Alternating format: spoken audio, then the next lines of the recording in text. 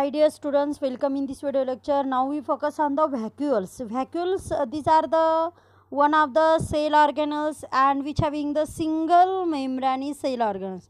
Single membrane cell organelles, and these are the non-cytoplasmic area present in the cytoplasm or inside the cytoplasm and form the expansion and pinching of the endoplasmic reticulum. Pinching of means these are formed from the endoplasmic reticulum.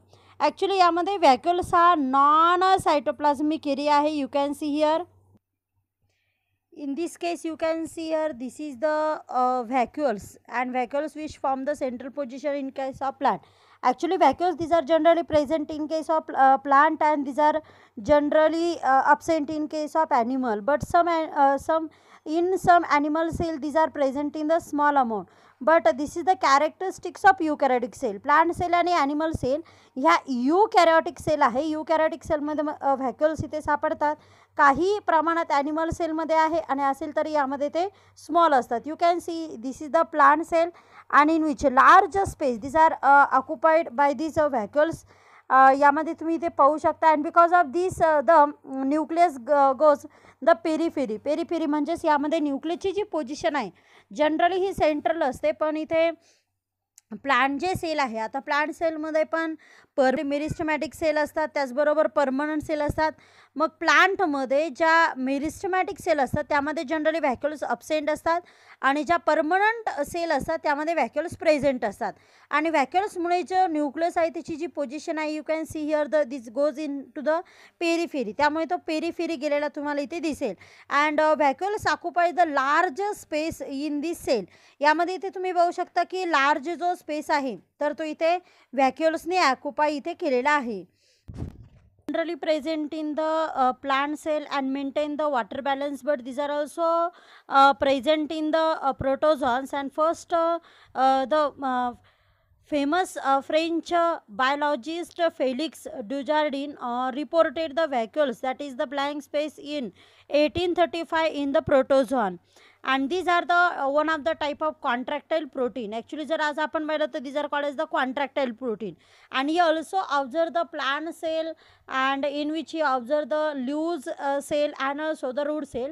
And he also observed this type of space which is also present in case of plant.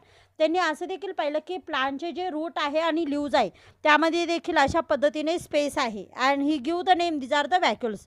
त्यानंतर त्याला व्हॅक्युल्स असं name यामध्ये देण्यात आलं. Actually इथे vacuoles this having the different types. इथे व्हॅक्युल्सचे वेगवेगळे टाईप्स इथे पडतात.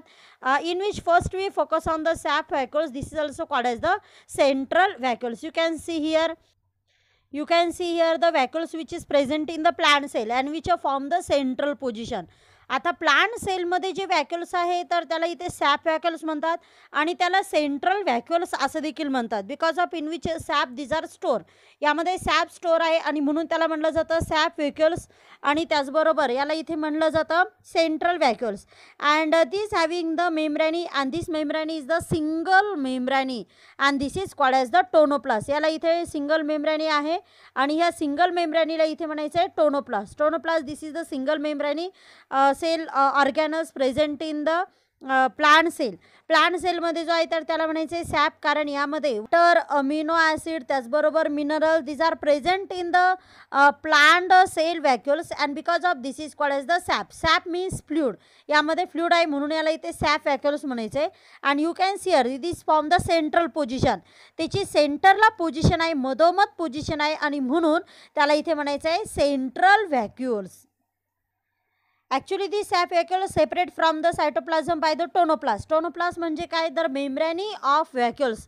व्हॅक्युलची जी मेम्ब्रेनी आहे त्याला म्हणायची ते tonoplast. Tonoplast separate the sap vacuoles from the cytoplasm and these are responsible for the colour in the petals. आता ॲक्च्युली यामध्ये जर आपण प्लांटचे जे लीव्ज आहे, रूट आहे, यामध्ये जर आपण ऑब्झर्व केलं तर काही ठिकाणी ते water, minerals, amino acid store करतं. बट यामध्ये जर पेटल्स आपण पाहिले, पेटल म्हणजे काय, फ्लावर जे आहे तर त्या फ्लावरचं जे करोड आहे किंवा फुलाच्या ज्या पाकळ्या आहे, these are individual, these are called as the petal, and flower having the different color because of the presence of different pigment, and these petals which are having the cell, and that cell having the vacuoles which contain the pigment, and because of this having the color. यामध्ये जर आपण पाहिलं तर जे petals आहे, फुलाच्या ज्या पाकळ्या आहे त्या सेलच्या तयार झाल्या, आणि त्या ज्या सेल आहे तर त्यांच्यामध्ये जे वॅक्युल्स आहे, this present the pigments, and because of that pigment this having the colourful petals. पेटल्सचा कलरफुल यामुळे आहे कारण त्यामध्ये पिगमेंट्स आहे.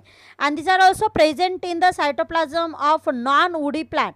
ज्यांच्यापासून आपल्याला वूड भेटत नाही किंवा जे नॉन वुडी प्लांट आहे त्यांच्यामध्ये आपल्याला वॅक्युल्स अशा पद्धतीने ते सायटोप्लाझममध्ये दिसतं. And it function is store the material and gives the mechanical support to the plant body. आता इथे महत्त्वाचं याचं इथे काय काय फंक्शन आहे. प्लांट सेलमध्ये जे वॅक्युल्स आहे त्याला इथे म्हणायचं आहे सॅप वॅक्युल्स किंवा सेंट्रल वॅक्युल्स.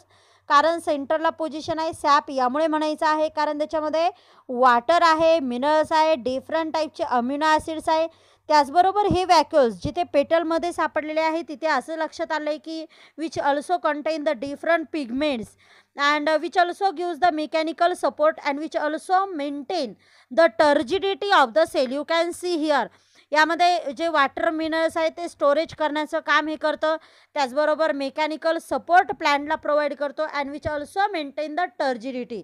टर्जिडिटी म्हणजे काय, त्यामध्ये जी टर्जिडिटी आहे म्हणजे त्याचा जो फुगीरपणा आहे तो मेंटेन करण्यासाठी यामध्ये याचं इथे यूज होतो आहे. And this also maintain the turgidity in the cell. सेलमध्ये जी टर्जिडिटी आहे ती मेंटेन करण्यासाठी महत्त्वाचं इथे याचं फंक्शन आहे. And the next vacuoles we focus on these are the contractile vacuoles. Contractile vacuoles you can see here the contractile vacuole these are present in the protozoans or protista and which having the main function osmoregulation and excretion. Osmoregulation means what? Which maintain the water balance inside the cell. आता हे जे प्रोटोझॉन्स आहे त्यामध्ये हे जे vacuoles आहे हे water balance करतं. त्याचबरोबर यामध्ये जे एक्सक्रेशन आहे, excretion means removal of unwanted और वेस्ट मटेरियल और nitrogenous waste from the cell. सेलमध्ये जे नायट्रोजनस वेस्ट आहे किंवा सेलचं फंक्शन झाल्यानंतर किंवा त्यामध्ये ज्या केमिकल रिॲक्शन आहे त्या झाल्यानंतर जे मटेरियल आहे, जे नको असणारं नायट्रोजनस वेस्ट आहे, दिस R store in the contractile वॅक्युल्स. ह्या कॉन्ट्रॅक्टाईल वॅक्युल्समध्ये ते स्टोअर करण्यासाठी यामध्ये यांचा ह्या प्रोटोझॉन्समध्ये याचा यूज होत असतो. And this vacuoles found in prominent protista and unicellular algae. आता प्रोटिस्ट म्हणजे काय, eukaryotic unicellular living organism and this also found in the unicellular algae. Unicellular ज्या अल्गी आहे त्यामध्ये देखील हे इथे सापडतं. And this contractile vacuoles which previously known as the pulsatile vacuoles. याला सुरुवातीला प्युल्सॅटाईल वॅक्युल्स देखील इथे म्हणले.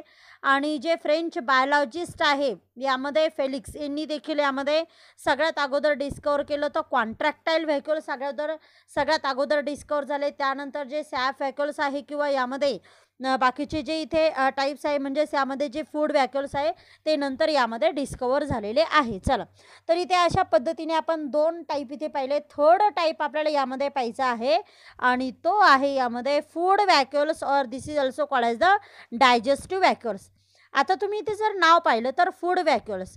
आता काहींचं म्हणणं होतं की which store the food material in case of animal cell, in case of plant cell, and because of this is called as the this is known as food vacuoles. But actually food vacuoles these are the digestive vacuoles. यामध्ये जे डायजेशनचं काम करतं. The food vacuole these are formed by the fusion of phagosomes and lysosome. You can see here the phagosomes, that is the foreign material, when enter inside the cell the plasma membrane bound that material or food material, and these are form of phagosomes, and these are phagosomes when react with the lysosome, these are form the food vacuoles. You can see in this diagram. इथे तुम्ही diagram मध्ये पाहू शकता. ज्यावेळेस बाहेरून सेलमध्ये जे food material entry करतं त्यावेळेस इथे सायटोप्लाझमची मेम्ब्रेनी त्याला बाउंड होते, त्याला म्हणायचे फॅगोसोम्स. आणि त्यासोबत ज्यावेळेस लायसोसोमची रिॲक्शन होते किंवा लायसोसोम ज्यावेळेस त्याच्यासोबत फ्यूज होतं फॅगोसोमसोबत त्यावेळेस इथे फॉर्म होतं food vacuoles. And food vacuoles contain the digestive enzyme and help in the digestion of the nutrients. यामध्ये जे फॅगोसोम्स आहे त्यामध्ये जे फूड मटेरियल आहे तर ते डायजेस्ट करण्याची ॲबिलिटी या फूड व्हॅक्युल्समध्ये असते, कारण तिथे फ्युजन झालेलं असतं लायसोसोमचं. अँड लायसोसोम कंटेन द 6 कॅटेगरी और 6 classes of that digestive enzyme, and actually this having the ability of digestion of different types of nutrients, and this ability present in the lysosome because of presence of hydrolytic enzyme. These enzyme, these are called as the hydrolytic enzyme, and these enzyme, these are combined with the phagosomes and then which digest this food. मग इथे ज्यावेळेस इथे ही digestive enzyme तिथे entry करतात किंवा लायसोसोम entry करतं, त्यानुसार यामध्ये जे फॅगोसोम्समध्ये आलेलं जे न्यूट्रिएंट्स आहे त्याला इथे या एन्झाईमच्या मदतीने डायजेस्ट केलं जातं, आणि म्हणूनच याला डायजेस्टिव्ह व्हॅक्युल्स आता असं देखील यामध्ये म्हणलं जातं. And these digestive vacuoles these are useful to digest the material. अशा पद्धतीने याचा इथे यूज केला जातो. चला तर मग आज आपण इथे काय काय पाहिलं. सुरुवातीला आपण पाहिलं व्हॉट इज मीन बाय व्हॅक्युल्स, त्याचबरोबर व्हॅक्युल्स डिस्कवर कोणी केलं. त्यानंतर आपण पाहिलं 3 टाईप्स ऑफ व्हॅक्युल्स. त्यामध्ये पाहिलं sap vacuoles, these are also called as the central vacuoles. त्यानंतर नेक्स्ट पाहिलं आपण contractile vacuoles, these are present in lower eukaryotic cell और लोअर लिव्हिंग ऑर्गॅनिझम. आणि तिसरा आपण प्रकार पाहिला फूड व्हॅक्युल्स, म्हणजेच यामध्ये digestive vacuoles. These are digestive vacuoles, these are present in the protozoans, and the protozoan which causes the malaria, these also form, these are digestive vacuoles. यामध्ये इथे digestive व्हॅक्युल्स lower living organism प्रोटोझॉनमध्ये आहे, जे यामध्ये pathogenic nature यामध्ये show करतात. जसं for example की protozoans which causes the malaria in human being, these are also form this type of vacuoles. हे व्हॅक्युल्स यामध्ये ते देखील इथे फॉर्म करत असतात. सो आज आपण इथे थांबतोय. इथे आपण पाहिलं व्हॅक्युल्स म्हणजे काय, 3 टाईप्स ऑफ व्हॅक्युल्स. नेक्स्ट व्हिडिओ लेक्चरमध्ये आपण पाहणार आहोत की यामध्ये जे मायक्रोबॉडीज आहे त्या युकॅरियोटिक सेलमध्ये असतात आणि त्यामध्ये कोणकोणते टाईप्स येते. सो आपण नेक्स्ट व्हिडिओ लेक्चरमध्ये भेटू with microbodies or microsomes. Thank you so much. Please like, share and subscribe this video.